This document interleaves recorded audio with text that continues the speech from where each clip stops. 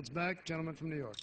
I thank you, and once again, Mr. Manzullo, thank you for your support and your efforts in helping to bring this legislation in a bipartisan spirit to the floor today. I want to thank my friend again, Ini Fani-Mavega, for his comments and words as well. There's no question that the situation in Burma is complex. One only needs to read today's Washington Post to understand, again, the complexity of this in terms of the ethnic diversity within Burma.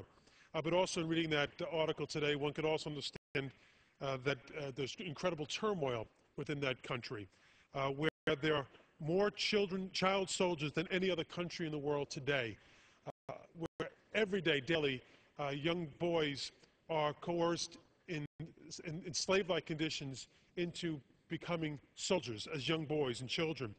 There are over 2,000 political prisoners that we know of today in Burma.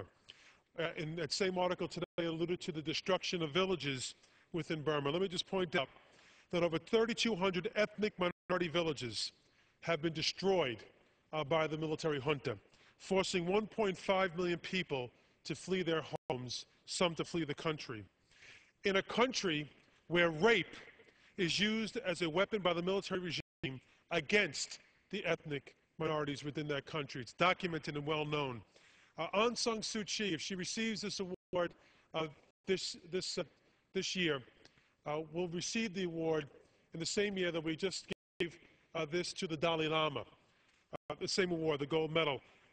She is known as in Burma and now throughout the world as the Nelson Mandela of Burma. She is known as the Gandhi of Burma.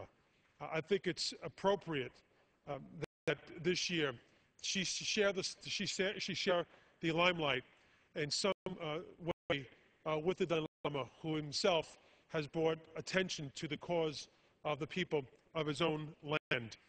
Let me also close by saying just one other point about Aung San Suu Kyi and the sacrifices that she's had to make.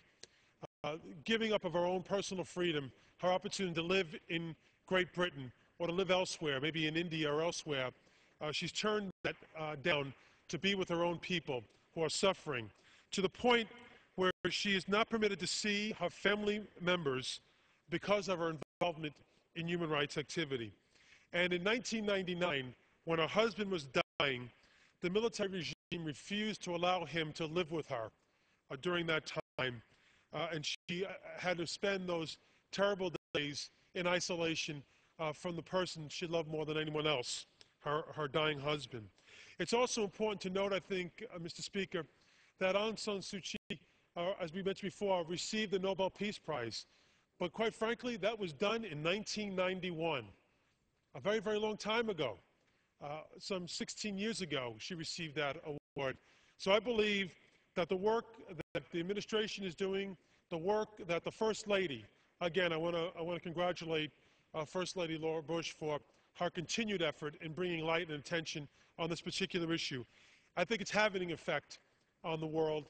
I think more of the world is interested in what's happening in Burma and paying attention to it.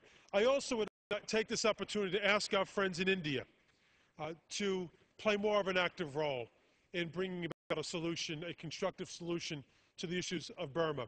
And again, to China, continue to turn its face away from atrocities, and no longer should China turn her face away from what is happening in Burma. China, India, Bangladesh, all the countries in the region need to be concerned about what's happening in Burma today. Again, it's about what makes America America, standing up for those countries that stand up for democracy and for human rights.